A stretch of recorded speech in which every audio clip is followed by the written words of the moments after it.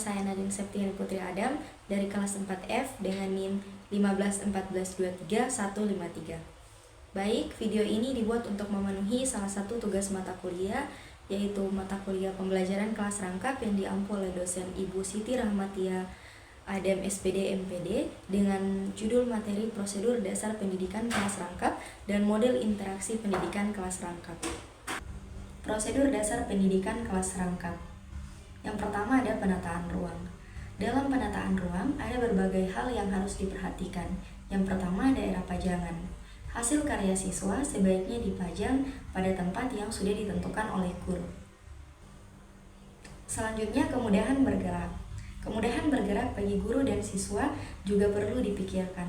Guru dan siswa dapat leluasa bergerak dari kelompok satu ke kelompok yang lain, dari siswa satu ke siswa yang lain, dan dari tempat sumber belajar tanpa menimbulkan gangguan yang dapat terjadi.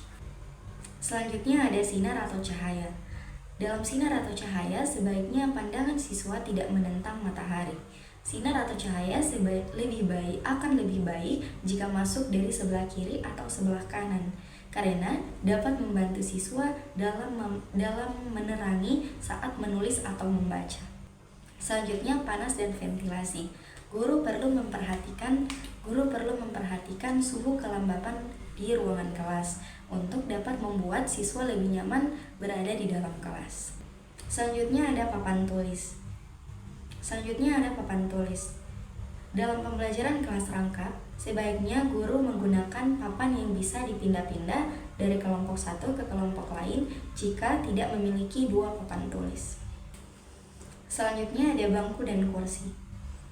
Guru juga perlu memperhatikan bangku dan kursi yang ditempati oleh siswa. Hal tersebut untuk membuat siswa merasa lebih nyaman ketika sedang dalam proses pembelajaran. Yang terakhir ada meja guru. Meja guru sebaiknya diletakkan di tempat yang dapat membuat guru dapat melihat seluruh siswa ketika guru sedang duduk. Yang kedua ada pengelolaan siswa. Yang pertama, membentuk kelompok belajar. Kelompok belajar dibentuk dengan maksud untuk membuat siswa aktif belajar secara mandiri agar mencapai hasil belajar yang diharapkan. Selanjutnya, merencanakan kegiatan kelompok belajar. Perencanaan kegiatan kelompok belajar yang harus guru perhatikan yaitu menentukan cara siswa bekerja bersama-sama, menentukan program training atau latihan, memberikan tugas yang dapat dihasilkan oleh kelompok, serta meletakkan dasar-dasar kerja secara teliti dan memutuskan bagaimana belajar bersama yang akan dievaluasi. Dan yang terakhir, meningkatkan keterampilan belajar kelompok. Keterampilan kerja kelompok dapat diajarkan dengan menggunakan berbagai strategi pembelajaran.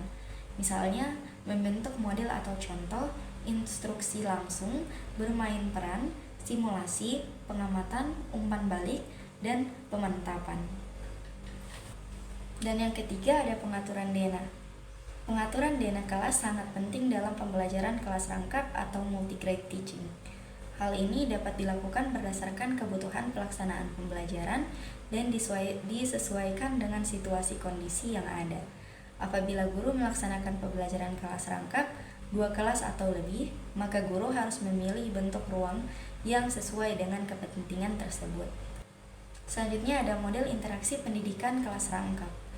Yang pertama ada model interaksi proses belajar arahan sendiri atau PBAS. Model PBAS merupakan suatu kerangka kegiatan belajar atau prakarsa siswa atau secara mandiri dengan mendapat bimbingan seperlunya dari guru. Dalam model ini, guru berperan sebagai pemberi kemudahan belajar atau fasilitator of learning. Misalnya menyediakan sumber belajar, memberi petunjuk, memberi dorongan, mengecek kemajuan belajar, memberi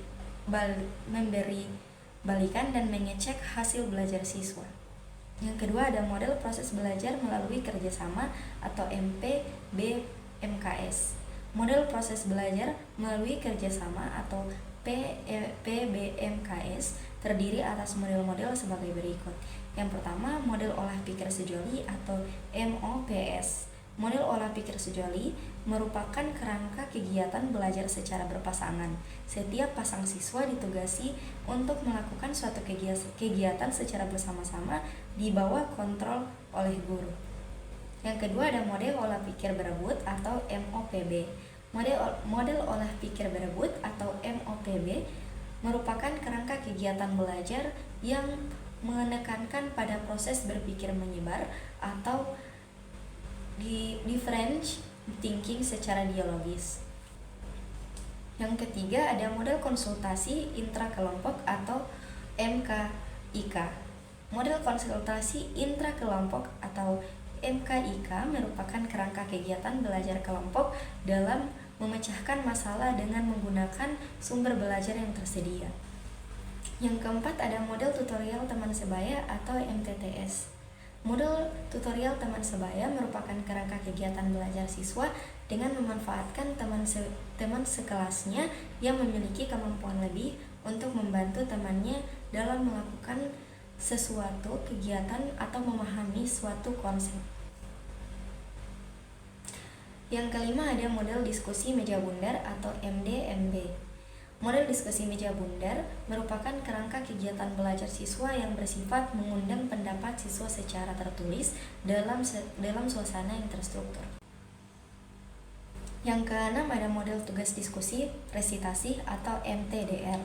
Model tugas dan resitasi merupakan kerangka kegiatan belajar siswa dalam rangkaian kegiatan melaksanakan tugas, mendiskusikan tugas, dan melaporkan hasil pengajaran tugas tersebut. Dan yang terakhir, model aktivitas tugas tertutup atau MATTU dan aktivitas tugas terbuka atau MATTA. Kedua model tersebut merupakan kerangka kegiatan belajar siswa melalui pemberian tugas kepada siswa secara terarah pada satu jawaban atau banyak jawaban. Sekian dari saya, lebih dan kurangnya saya mohon maaf. Wabillahi taufiq wal hidayah. Wassalamualaikum warahmatullahi wabarakatuh.